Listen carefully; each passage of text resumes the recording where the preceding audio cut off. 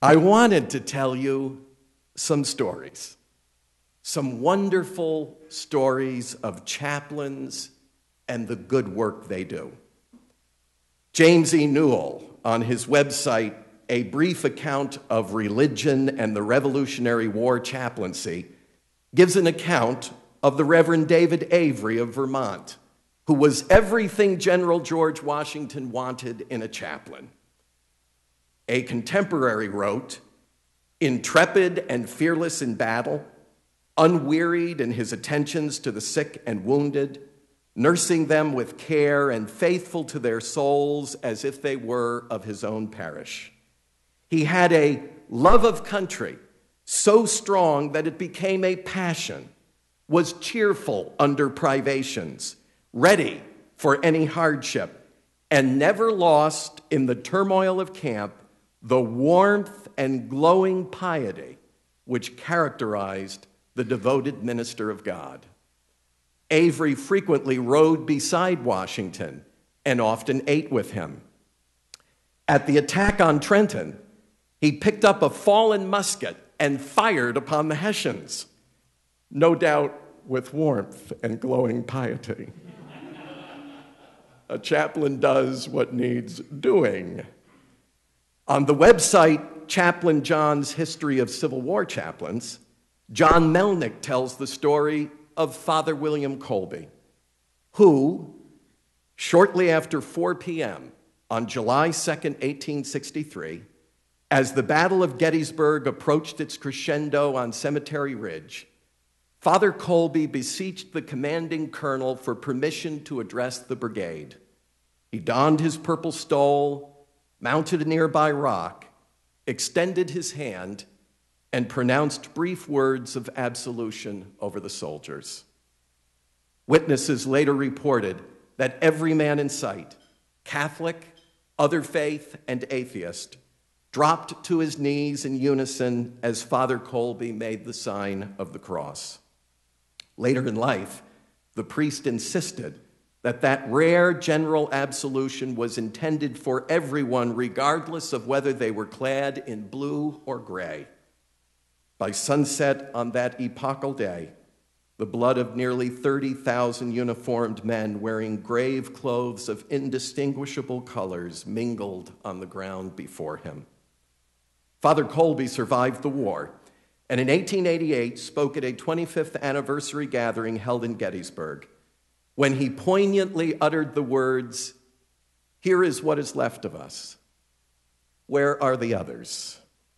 Former Yankees and Confederates broke down with him and wept together for several minutes. After his death, they proved how much he had meant to them by petitioning to have his statue erected at the spot where he stood with raised hand and blessed them all. Today, this statue reminds us that God's forgiveness is powerful enough to conquer death and reconcile bitter foes. Now, many of us know the story of the four chaplains, told beautifully on the Four Chaplains Foundation website. It was the evening of February the 2nd, 1943, and the USAT Dorchester was crowded to capacity. Once a luxury coastal liner, the vessel had been converted into an Army transport ship. Escorted by Coast Guard cutters, it was moving steadily across icy waters from Newfoundland toward an American base in Greenland. Captain Hans Danielson was concerned and cautious. He knew he was in dangerous waters. German U-boats were prowling these vital sea lanes, and several ships had already been sunk. The Dorchester was now only 150 miles from its destination, but the captain ordered the men to sleep in their clothing with their life jackets on. Many soldiers deep in the ship's hold disregarded the order because of the engine's heat. Others ignored it because the life jackets were uncomfortable. On February the 3rd, at 12:55 a.m., a periscope broke the chilly Atlantic waters. Through the crosshairs, an officer aboard the German submarine U-223 spotted the Dorchester. He gave orders to fire. The torpedo that hit was decisive and deadly, striking starboard, amidship, far below the waterline.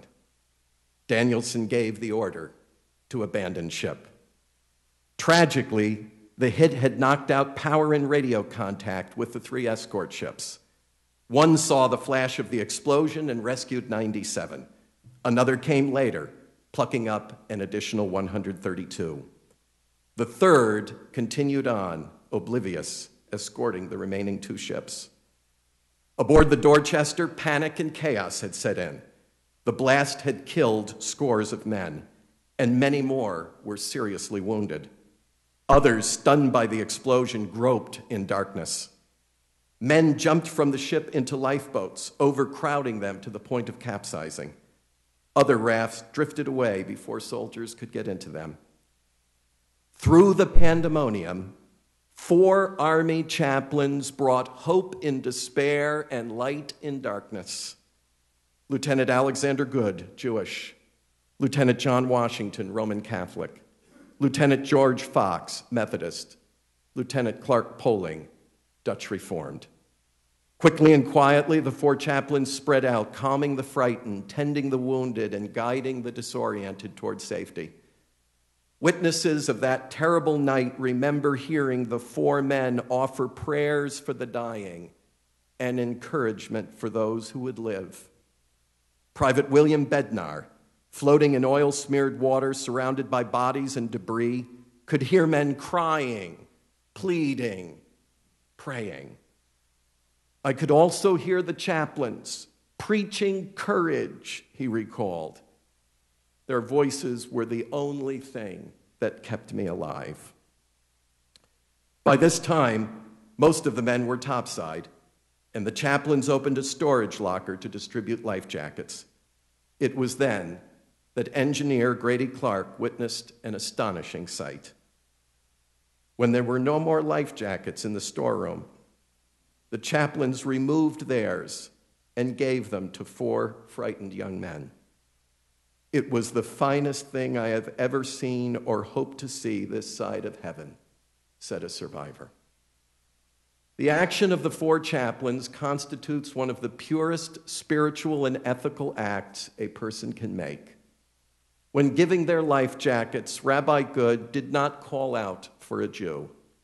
Father Washington did not call out for a Catholic, nor did the Reverends Fox and Poling call out for a Protestant. They simply gave their jackets to the next man in line. As the ship went down, survivors in nearby rafts could see the 4 chaplains, arms linked and braced against the slanting deck, their voices offering prayers.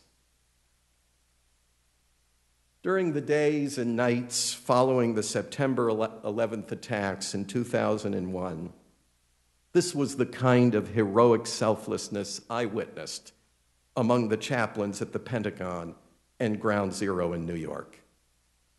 I did rotations as a volunteer at both sites, relieving chaplains who had not slept in 36 hours, who had prayed for the dead, who had draped an arm across the back of a weeping rescue worker, and who, in one case, gave his own life after he was crushed while administering last rites to a fallen firefighter. I thank God for those experiences at Ground Zero. I wouldn't have wanted to be anywhere else during those days, and I wouldn't have wanted to be anything else. And I'm so grateful for what I've experienced here on Capitol Hill, for ministry moments with presidents, leaders of Congress, and with Supreme Court justices. Yet I'm equally grateful for having come to know each of you, for the way you've invited me into your lives, for the joy of officiating at the marriage of Don Hirsch's daughter, aboard ship, no less, for the sorrow of presiding at the funeral of our highly esteemed and dearly departed General Milner Roberts, a great American hero, and for the great adventure into Pennsylvania with you, Dick Jones, and that unforgettable moment of prayer at the grave of your child. These are the things that leave me thankful to the Lord and to you that I was called into ministry. Today, at this moment, I wouldn't want to be anywhere else, nor would I want to be anything else but your new chaplain.